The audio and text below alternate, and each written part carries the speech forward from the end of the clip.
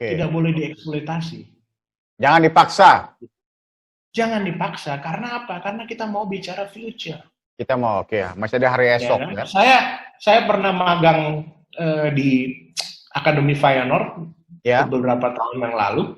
Ya kan? Mereka punya yang namanya no taping policy. Di akademi ya. Di akademi. Dia bilang no taping policy. Jadi kalau ada pemain yang kurang sehat, dia nggak mau pakai proteksi taping apa-apa supaya melindungi apa enggak. Kalau memang ada sesuatu yang sehat, kurang sehat. Kalau ada sesuatu yang tidak sehat, nggak usah main. Istirahat. Nggak usah latihan, nggak usah main. Ya kan? Dia nggak peduli. Orang fisioterapinya nggak peduli. Oh, pelatihnya bilang, oh besok kita mau main big match lawan Ajax. Oh, nggak peduli. Ya kalau memang nggak fit, udah libur aja. Kan masih ada tahun depan. Kan masih ada putaran berikutnya. Kan masih ada tahun depannya lagi. Jadi mereka berpikir sekali untuk memang lagi-lagi masa depan. Betul. Betul. Di kita, ini juga harus menjadi edukasi untuk publik. Ini lagi-lagi bukan salah pelatihnya, Coach Ricky. Ya kan? Sekarang bayangkan, Coach Ricky punya pemain andalan, ya kan, di tim nasional junior, gitu.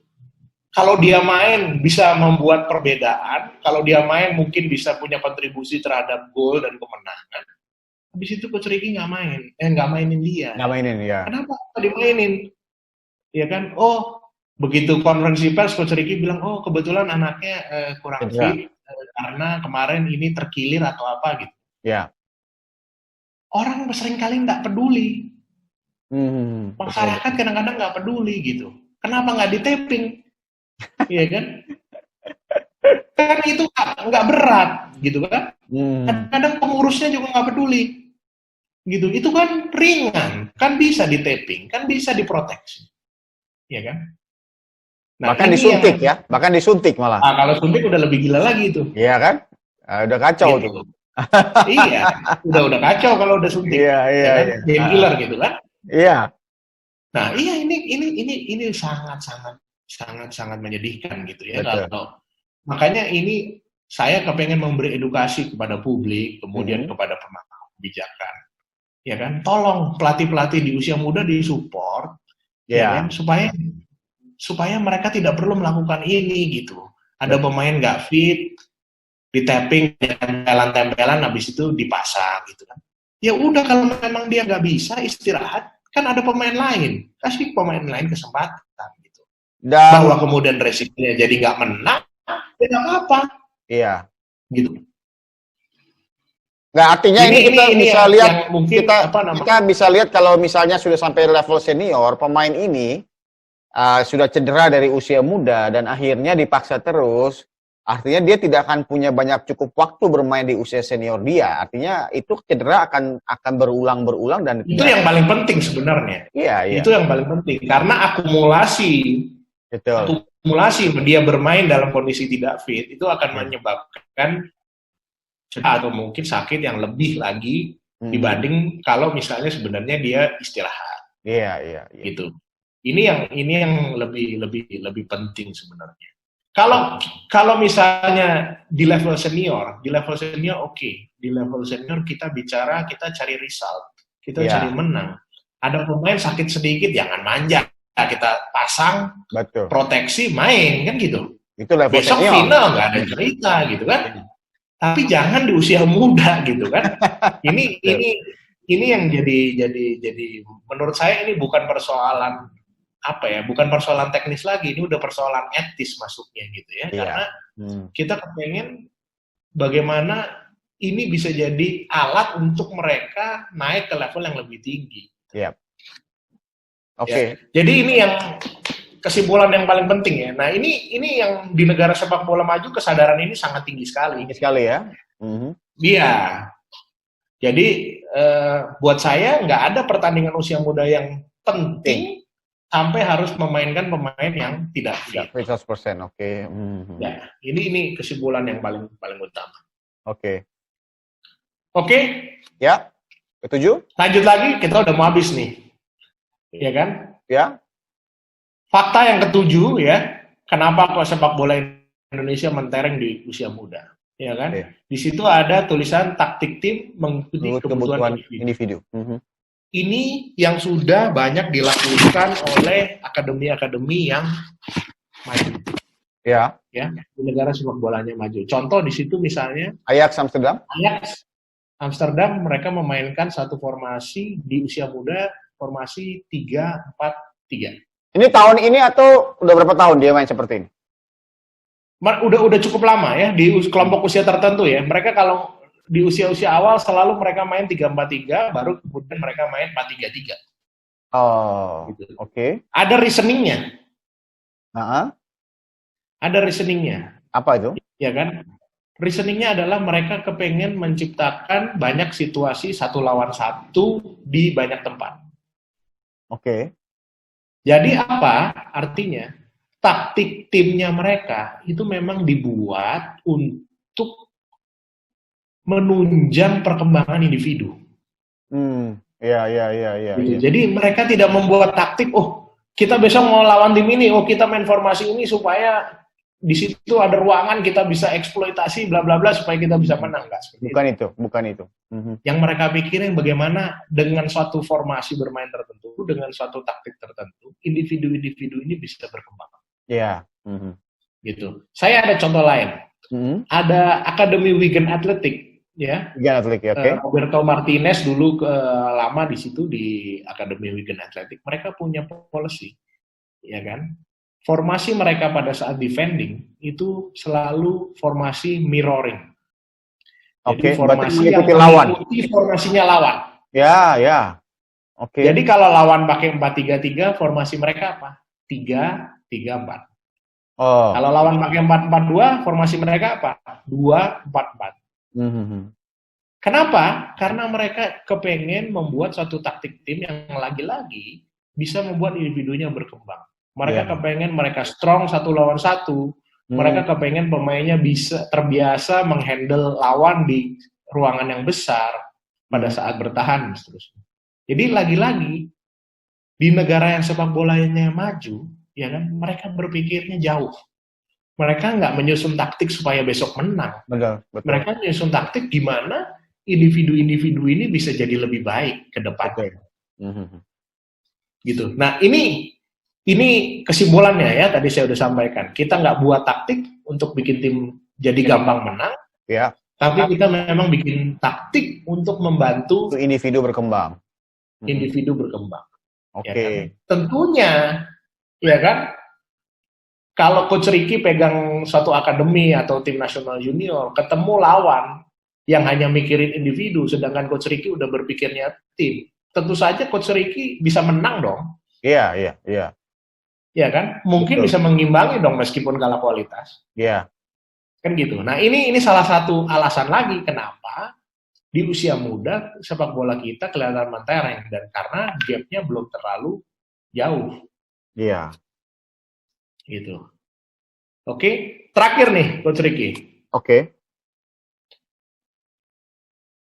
Di situ ditulis coach center dan player center. Oke. Kita memulainya dari coach atau kita memulainya dari pemain. Gitu. Rata-rata kan di sini selalu dari coach. Ya, tentu saja dominan sekali peran coach ya di sepak bola kita. Ya. Nah, di negara sepak bola yang maju, ya kan, banyak di akademi-akademinya, di pembinaan usia mudanya, mereka sudah sangat player center. Artinya? Ya, kan? Artinya, contoh, kayak apa sih implementasinya gitu kan? Ya. Contoh, Coach Ricky pegang Borneo U16. Oke. Oke. Suatu pekan, Coach Ricky panggil, ada satu perwakilan pemain belakang, satu perwakilan pemain tengah, satu perwakilan pemain depan. Kalian bertiga, kalian susun game plan untuk kita besok main hari Sabtu. Jadi mereka tentukan gitu ya? Menyusun game plan. Iya. Ya, kan? Ini ada satu akademi di Scotland, kalau saya nggak salah. Di situ dilihat fotonya, bagaimana pemainnya lagi rapat. Oke. Lagi rapat itu pakai kon-kon itu, bagaimana mereka bangun serangan, ya kan? Bagaimana mereka membuat satu perencanaan untuk pertandingan besok. Iya. Gitu. Dan kemudian di pertandingan, di hari pertandingan, ya kan, Coach Ricky main, timnya Borneo 16, bang, begitu halftime, 3 orang pemain ini yang suruh briefing. Oke. Dia suruh mengevaluasi hasil analisanya 3 orang ini seperti apa, dan dia suruh kasih solusi. Ya kan, di situ ada fotonya yang kiri bawah kita lihat. Pemainnya lagi ngasih briefing tuh. Kepada temannya sendiri ya? Kepada temannya sendiri. Ya. Ya kan? Nah, ini salah satu metode-metode yang sudah dipakai oleh negara-negara yang sepak bolanya maju. Iya. Sekarang, kalau Coach Ricky lakukan itu di Indonesia, ya kan? Coach Ricky lakukan itu, terus timnya Coach Ricky kalah. Pasti jadi masalah besar dong. Nanti dibilang pelatihnya nggak kerja itu. Nanti dibilang pelatihnya nggak kerja nih, pelatihnya ngapain aja kok disuruh pemain? Udah tahu pemain dia nggak ngerti, kok disuruh? Padahal sebenarnya tujuannya apa sebenarnya? Tujuannya apa untuk supaya player center ini? Pertama, bagaimana pemain itu punya ownership terhadap permainan itu sendiri. Artinya punya rasa memiliki atas timnya sendiri ya, tuh ya? Betul. Yang kedua, pemainnya belajar banyak hal. Leadership. Pemainnya belajar match analysis. Pemainnya belajar tentang taktik. Pemainnya belajar banyak hal. Terus bagaimana dengan pemain yang lain? Yang nggak dapat tugas. Ya kan? Pemain ini harus belajar respect. Ya kan, pemain ini harus belajar menghargai bahwa temennya lagi memberikan masukan, ya kan. Kemudian pasti nanti akan ada interaksi-interaksi, dan sudah pasti yang mereka lakukan itu nggak akan lebih bagus dari pelatihnya. Ya, pasti. Ya kan, karena pelatihnya kan udah sekolah gitu kan. Ya. Tetapi kenapa mereka melakukan itu? Karena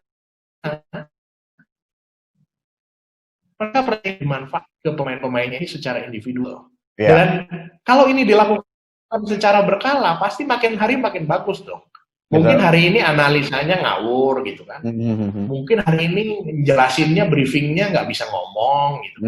Tapi mungkin setelah dilakukan secara berkala, mereka makin hari makin bagus. Mereka mungkin analisanya makin tajam, ya kan, kemampuan bicaranya semakin bagus gitu kan. Sehingga ketika di sepak bola top level, ya kan, di sepak bola top level, main dia di stadion yang penontonnya 100.000, suaranya keras sekali sehingga suara pelatihnya nggak dengar, mereka jadi pemain yang lebih independen. Mereka jadi pemain yang bisa di dalam lapangan melakukan self coaching. Mereka bisa coach each other gitu. Ini yang penting untuk. Artinya ini kan jadi sebuah hal yang dibukakan buat kita bahwa komunikasi itu harus dibangun dari usia dini kan. Kita tahu di sepak bola Indonesia ini kan komunikasi sulit sekali. Kalau pemain ngomong satu dan lain dipikir nanti kamu banyak ngomong aja, main bola aja, nggak usah banyak ngomong. Padahal ini penting sekali ya komunikasi ya. Seperti contoh ini ya. Ya, Coach Ricky punya banyak pengalaman bahwa susah sekali pemain Indonesia suruh ngomong, apalagi anak muda kan. Iya. Ya kan. Ya mungkin bisa jadi karena pelatihnya terlalu banyak ngomong, kita ini mungkin terlalu banyak ngomong, Coach Ricky. Betul juga. Ini refleksi, ini kan kita banyak dosa juga nih di pembinaan. Betul. Artinya ya, dengan seperti player center ini artinya pemain belajar komunikasi ya, saya bilang tadi ya, belajar komunikasi ya gitu ya. Supaya banyak yang mereka pelajarin. Ini saya sampaikan ada contoh lain lagi. Ini di Akademi AZ, ya kan? Mereka tiap 3 bulan sekali mereka bikin personal development plan. Personal berarti pemainnya yang bikin, ya kan? Dan di situ dikatakan bahwa setiap sesi latihan akan memasukkan tujuan-tujuan dari individunya. Jadi artinya apa? Pemain secara individu itu mempengaruhi program latihannya pelatih. Oke. Iya. Jadi apa yang pemain sampaikan di dalam development plan mereka, coach, saya kepengen bisa ini, saya merasa kurang di area ini, gitu. Saya kepengen itu meningkatkan. Jadikan bahan coachnya. gitu. Ini sesuatu yang menarik lagi. Nah, ini berarti sangat membantu pelatih untuk membuat program sehingga program dia menjawab kebutuhan pemain tersebut ya. Yes. Ya. Gitu. Jadi programnya sendiri pun memikirkan kebutuhan individu, apa yang diminta pemain. Jadi pemain dalam tanda kutip punya hak suara lah untuk request gitu. Coach, saya nih jelek kali kalau misalnya saya nggak bisa membedakan kapan saya harus terima di depan lini atau antar lini. Oke. Pelatihnya mikir, mungkin kita perlu bikin program latihan supaya kamu bisa membedakan antara nerima bola di depan lini dan di antar lini. Oke. Ini contoh, gitu. Nah, terakhir nih Coach. Ya. Ini di Akademi Sydney FC. Ya, di Akademi Sydney FC. Sekarang kan akademi banyak atau di tim sepak bola kan video analysis menjadi salah satu alat yang sangat ampuh ya. Iya. Hampir semua pelatih menggunakan video analysis untuk pengembangan pemain. Nah, yang menarik di Sydney FC, ya kan, mereka punya program self video analysis. Seperti apa itu? Jadi pemainnya yang diminta melakukan analisa video. Oke. Ya kan? Ini lagi-lagi nih, wah berarti enak analisnya nggak kerja gitu kan. Jadi ini contoh yang di sebelah kiri ini ada satu email, ini kebetulan direkturnya kolega saya, Cross Kelly. Ya kan? Ini ada satu email dari klub ke pemain, ya kan? Di situ ada pemainnya dikasih tahu, apa kabar dan seterusnya. Coba kamu tonton satu klip, ya kan? Kemudian kamu bikin notes. Hal-hal positif kamu menang, hal-hal positif apa pada saat kamu bertahan, timing kamu di dalam lari ke belakang ini, gerakan ganda dan seterusnya, itu semua ada poin-poinnya yang udah dibuat sebagai referensi pemainnya melakukan analisa. Kemudian di sebelah kanan mereka punya suatu kayak semacam portal gitu ya. Jadi nanti pemainnya tinggal login gitu, habis itu di situ dia bisa nonton videonya.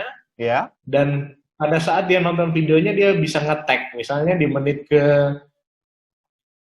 kedua dia melihat ada momen di mana dia melakukan suatu positioning yang salah. Di video itu dia tag, habis itu dia kasih komen. Ya kan? Pada situasi ini saya melakukan ini. Menurut saya ini kurang bagus, harusnya seperti ini. Jadi ini lagi-lagi ini player center. Semuanya datang dari pemain. Jadi bagaimana lagi-lagi ya kan di sepak bola usia muda mereka melihat kompetisi itu ya memang cuma tempat belajar gitu. Makanya mereka berani melakukan hal-hal ini karena mereka percaya bahwa ini akan membuat individu-individu ini jadi lebih baik di masa mendatang. Mereka bisa sampai ke tim utama, mereka bisa jadi pemain tim nasional senior, dan kalaupun mereka sampai di tim utama, klubnya bisa berprestasi tinggi, tim nasional seniornya juga bisa berprestasi tinggi. Gitu. Betul. Nah, cara pandang ini kalau nggak dirubah, sulit untuk kita melakukan hal-hal ini. Gitu. Akhirnya kita yang tadi Coach Ricky bilang, kita jadi mentereng di usia muda, tapi kita melempem di senior. Artinya kita nggak mau sacrifice di usia muda. Artinya sebenarnya dengan apa yang mereka buat selain mengembangkan soal teknik individu dia, analisis ini juga mengembangkan yang namanya wawasan mereka ya, yang untuk ketika dia tahu ke depan dia harus bikin apa nanti gitu ya. Ya, membiasakan mereka untuk selalu punya culture, punya tradisi, misalnya, saya begitu selesai pertandingan, saya harus nonton pertandingan saya. Betul. Iya kan? Dan saya nonton, saya juga diajarin bagaimana cara menganalisa. Makanya ada program ini, self analysis. Gitu. Tentu saja. Kalau yang menganalisa pelatihnya atau analisnya, pasti analisanya lebih jitu. Betul. Tapi proses belajarnya itu akan lebih optimal ketika ini dilakukan oleh pemain itu sendiri. Betul. Gitu. Dan lagi-lagi kalau kita melakukan ini ada resikonya, Coach Ricky. Ya. Apa resikonya itu? Tadi analisanya mungkin nggak jitu. Kalau analisanya nggak jitu, mungkin berpengaruh pada performance-nya di lapangan. Ujung-ujungnya bisa bikin tim kita hari Sabtu besok jadi kalah. Betul. Gitu. Jadi ini padahal sebenarnya kalaupun kalah nggak ada masalah kan. Kalau punya kebijakan harus ngerti. Ya, artinya kalau mereka melihat sebagai ruang belajar, kalaupun besok kalah karena salah analisis, sebenarnya tidak jadi masalah karena minggu depan dia bisa memperbaikinya lagi kan gitu kan? Iya, salah itu guru. Iya betul. Gitu. Hanya sekarang gini Coach Ricky. Iya. Kita kasih permohonan simpel. Dengan mereka melakukan ini, mereka 10 kali salah. Betul. Berarti 10 kali mereka belajar. Salah. Ya kan? Ya. Tapi kalau dikerjakan semua oleh pelatihnya perfect, pelatihnya kerjakan semuanya dengan bagus, mereka nggak pernah salah. Ya. Tapi kalau nggak pernah salah berarti nggak pernah apa? Kalau nggak pernah salah berarti mereka nggak pernah apa? Nggak pernah belajar. Nggak pernah belajar. Yeah. That's the point. Ya. Gitu. Inilah.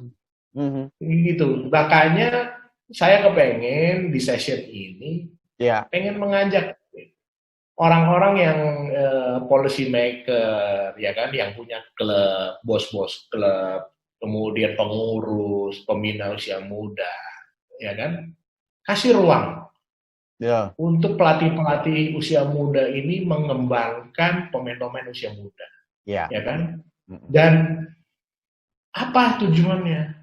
Tujuannya supaya pemain-pemain usia muda ini siap ke top level, dan di top level nanti memang bukan cuma bisa masuk, atau mungkin bisa jadi apa namanya pemain inti di klubnya, tapi bagaimana klubnya juga bisa berprestasi tinggi gitu. Ini yang paling penting menurut saya. Oke. Ya ini gitu. Mudah-mudahan didengar dan ya kita harus seperti itu ya kalau kita mau maju ya gitu.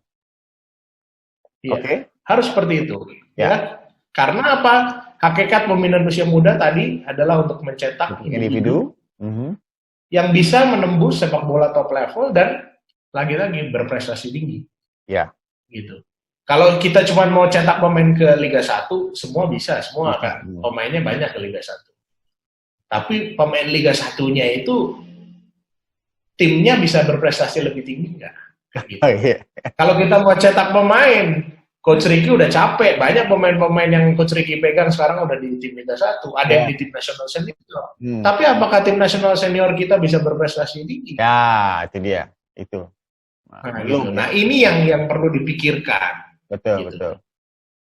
Artinya kalau kita mengutip apa yang Coach Simon sampaikan ya lewat ada beberapa kita sempat lihat bahwa Coach Simon melihat banyak pemain Indonesia yang tidak punya keinginan untuk top levelnya melebihi top level Indonesia gitu maksudnya. Main di luar gitu loh maksudnya. Banyak sekali pemain yang nggak pengen main di luar gitu. Itu bagaimana kita menjikapinya itu? Ya kita juga kembalikan lagi sekarang. Apakah pemangku kebijakan dan juga kemudian owner dan sebagainya juga punya cita-cita yang tinggi. Ya, oke. Gitu.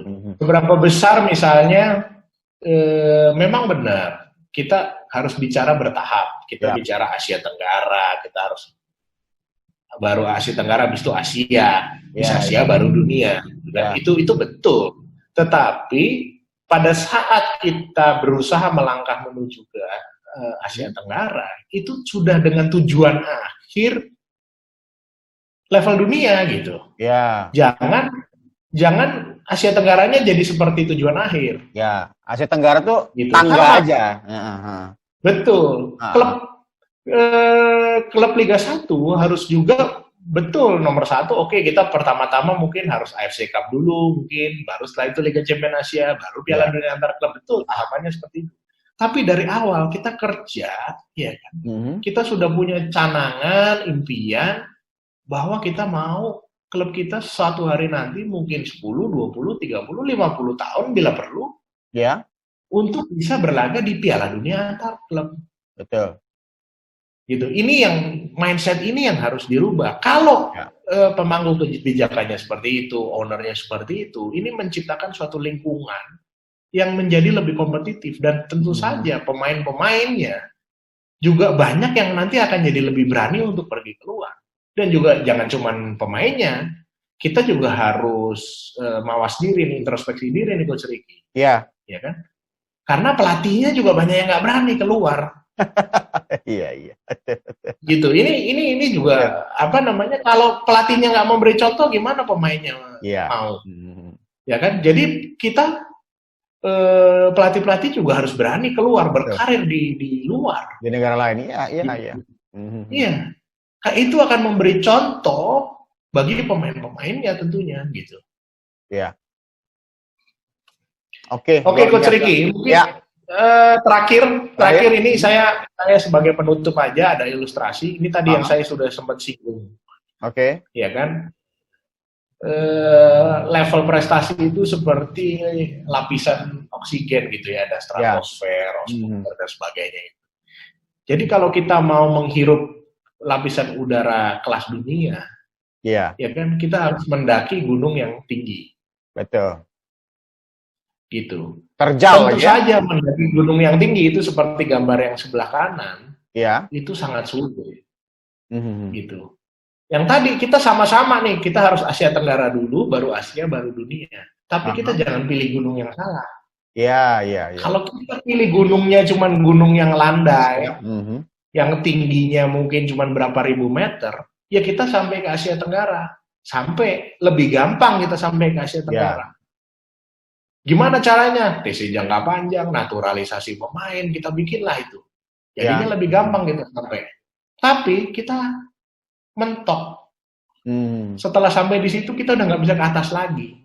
Terus kalau mau ke lebih tinggi gimana? Ya harus turun dulu, balik lagi, baru naik lagi gunung yang lain. Tetapi dengan sebuah target yang lain ya, jangan target yang seperti gambar pertama. Kita mau mencapai Asia Tenggara, tapi jangan salah pilih gunung. Kita pilih gunung yang Mount-nya Mount Everest. Memang susah. Kita perlu punya klub yang bagus. Kita perlu punya akademi yang bagus. Infrastruktur yang bagus. Kita perlu punya infrastruktur yang bagus. Kita perlu punya kompetisi yang bagus. Kita perlu punya grassroots yang bagus. Semuanya harus bagus. Kita bagusin semuanya. Nanti kita akan sampai ke sana. Betul. Gitu. Tapi kalau kita masih mau, ya, di sebelah kanan ada tulisan, kita masih mau menggunakan mindset yang lama, kita akan mendapatkan result yang sama. Gitu. Jadi, udahlah. Ya kan? Kalau kita masih ngomong tiap hari ribut, wah, kenapa kok kita nggak ada persiapan tim nasional, ya? Nggak usah ngomong itu lagi. Persiapan tim nasional itu harus, wah, gimana kualitas klubnya itu PR-nya. Bagaimana kualitas klubnya bagus, bagaimana kualitas kompetisinya bagus, supaya pelatih tim nasional kumpul 3 hari main menang. Itu yang memang sekarang belum bisa. Gitu. Sekarang lebih bagus TC jangka panjang. Kalau TC jangka panjang timnya lebih kuat, kita menang. Gitu. Tapi sampai pada apa?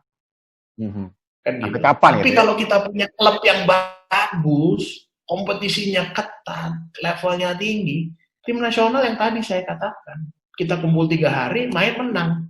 Artinya tim nasional hanya punya mimpinya itu.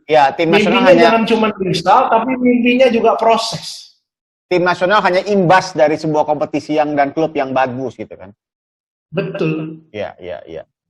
Jadi jadi kita tahu kalau jangka pendek udah pasti, TC jangka panjang hasilnya pasti lebih bagus. Tapi kan kita harus membangun dengan fondasi yang benar. Kalau kita TC jangka panjang berarti kita nggak percaya sama klub. Kenapa kok kita nggak percaya sama klub? Karena klubnya kurang bagus. Berarti liganya kurang bagus. Nah, inilah PR-nya. Gimana caranya kita bagusin supaya yang saya bilang, kumpul 3 hari main menang. Caranya gimana? Ya kita sama-sama lah harus pikirkan. Luar biasa sekali Coach Ganesha perbincangannya. Saya boleh kalau menekankan saja ini menekankan di penutup terakhir bahwa melihat kompetisi usia muda adalah ruang belajar. Gitu ya? Ya, kita sepakat itu dulu ya, bahwa melihat kompetisi usia muda, ruang belajar. Ini saja dulu kita sama-sama kita kampanyekan hal ini kepada teman-teman kita semua, para pemangku kebijakan klub, bahwa tolong melihat kompetisi usia muda adalah ruang belajar, yang dimana ruang belajar itu bisa kalah, bisa menang, bisa salah, ya bisa benar. Namanya juga belajar gitu ya. Pesan terakhir Coach Ganesha seperti apa untuk supaya kita bisa, ya semoga abis pandemi ini kita akan berubah lah, semoga gitu. Ya, pesan saya sebenarnya sangat simpel. Ya kan, kita nggak perlu mencari teori baru, kita nggak perlu cari formula baru. Ya. Udah ada banyak negara-negara maju, sepak bola maju yang kita bisa contoh. Kita mungkin tidak bisa contoh plek-plek, ya kan? Tetapi prinsip-prinsipnya akan selalu sama. Ya kan, tidak ada tim nasional yang kuat tanpa klub yang kuat. Tidak ada tim nasional yang kuat tanpa pembinaan usia muda yang kuat. Tidak ada pembinaan usia yang muda yang kuat tanpa grassroots yang kuat. Itu sebenarnya itu rumus yang di mana-mana sama. Jadi jangan pernah mau bikin rumus sendiri. Ya. Gitu. Kita mau bikin tim nasional kita kuat meskipun klub kita nggak kuat. Kita mau bikin pembinaan usia muda kita kuat meskipun kita grassroots-nya nggak kuat. Nggak bisa. Gitu. Jadi simple. Ya kan, kita belajar dari mereka yang sudah expert, mereka yang sudah berhasil, ya kan, kita tinggal sesuaikan dengan strong point, weak point-nya kita, kulturnya kita, habis itu kita kerjakan. Oke, luar biasa. Oke, terima kasih Coach Ganes, ya, luar biasa ini, luar biasa sekali apa yang Coach Ganes sampaikan lewat presentasi tadi. Semoga ini juga bisa menginspirasi kita semua, dan saya sangat berharap ini bisa membuka wawasan kita, terutama mungkin para pemain yang menyaksikan video ini, bahwa jangan terlalu kecewa kalau mungkin saat ini mereka tidak dapat di timnas atau belum timnas lah, tapi ini juga memberikan wawasan kepada mereka bahwa mereka terus kerja keras, bahwa mereka harus bekerja untuk masa depan mereka, dan juga bagi para akademi di Indonesia untuk terus belajar bagaimana mempersiapkan individu-individu ini menjadi pemain-pemain sepak bola masa depan yang berkembang nanti di level senior. Oke, terima kasih sekali lagi Coach Ganesha buat waktunya. Dan, terima kasih Coach. Ya, dan jangan lupa terus saksikan Ricky Nelson Coaching, like, komen, dan subscribe ya, subscribe Pak. Jangan lupa Pak, subscribe. Dan share. Yang penting nih share nih, harus share ke teman-teman supaya ini bisa menginspirasi teman-teman juga. Oke, saya Ricky Nelson, sampai jumpa.